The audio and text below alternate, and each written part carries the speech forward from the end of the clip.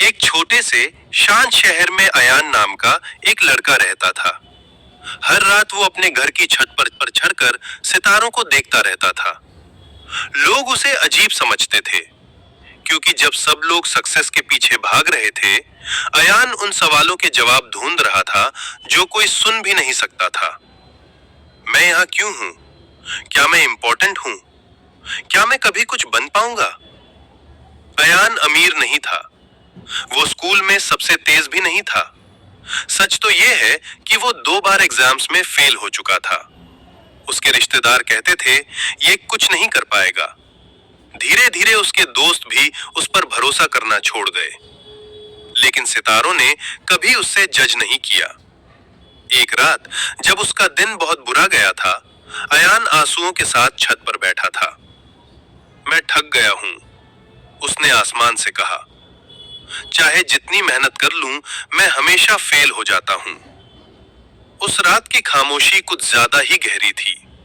फिर अचानक उसके दिमाग में एक ख्याल आया। क्या पता सितारे इसलिए नहीं चमकते क्योंकि वो सक्सेसफुल हो गए। शायद वो इसलिए चमकते हैं क्योंकि उन्होंने अंधेरे में कभी हार नहीं मानी। उस रात ने उससे बदल दिया। अब अयान फेलियर से भागने के बजाय मेहनत की तरफ भागने लगा।